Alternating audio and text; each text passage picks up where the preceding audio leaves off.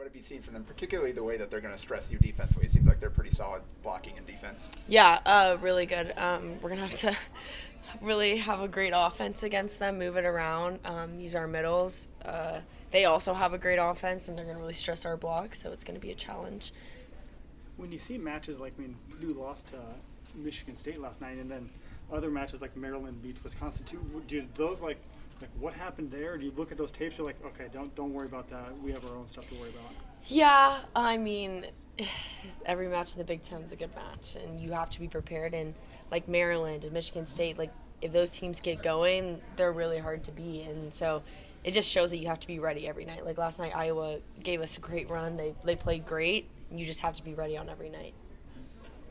Do you think games like Iowa and then the games previous to that kind of help you guys prepare for these top 10 matchups that are coming up this week and the next weeks? Yeah, I think they do. I think it helps us get our offense tuned up, defense tuned up a little bit, so when we get to those big games, we're fully ready to go.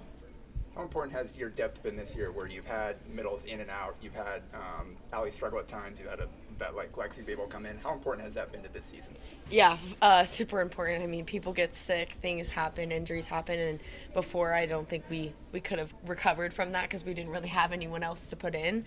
But now we have great people who on the bench who can come in and play. I think everyone on the bench could come in and play, which I think is really special, and it really pushes us in practice as well. What does it say about the culture of this team that those players are buying into those roles?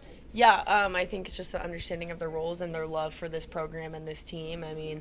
I think everyone wants the best for each other, and it really shows when they can come in and perform like that. Yeah, Purdue was one of the teams you didn't play last year. When you were supposed to play them too. And 2 years ago, I think they got you at their place too. Is it weird going 2 years without seeing a conference opponent? Yeah, it is actually. It's weird, and Purdue's one of those teams. They're obviously really good this year, but in the past they've been one of those teams that could really get you on a night if you weren't playing your best, and I think that's what happened 2 years ago. And they're really good, so we're excited to play them, but it is weird that we haven't played them in 2 years. Weird for a conference team. Yeah, it's weird. What you talked a little bit about the growth culture too. Has there been anything? Is it just kind of getting more accustomed to have the full group back in practice together? What's kind of led to that growth that you've seen throughout the conference? Yeah, this season? I just think our mindset in practice has been a lot different. Just like making sure that every rep counts. We're getting great reps in practice because especially with the Wednesday, Saturday games, it's hard to get in great long training periods.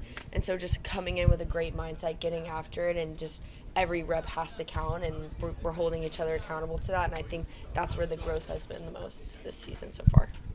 Maddie talked about the trust of the team, but what have you seen that has allowed her to unlock the level that she's playing at? She's obviously shown it before, but not this consistently to this degree. She's just playing free and with a lot of trust in herself and all of us, and it's really cool to see.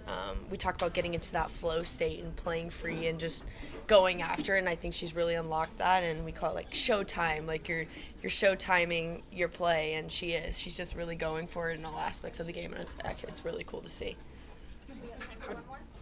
How difficult is it? Coaches always talk about how serving is kind of the linchpin to your whole defensive and offensive strategy. How difficult is it to kind of navigate being aggressive but also being reckless? Yeah, I struggle with that one a lot. It's hard to want to go after it, but at the same time in crunch moments you're like, okay, but I just want to get this one in.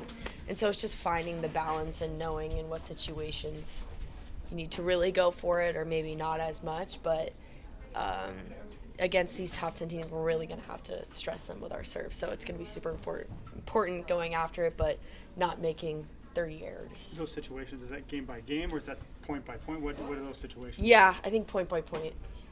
Just knowing if you're serving it out, if you're hurting the team more than just putting it in play. Sorry, I did not mean to hit your mic. All right. Thanks. Thanks, guys.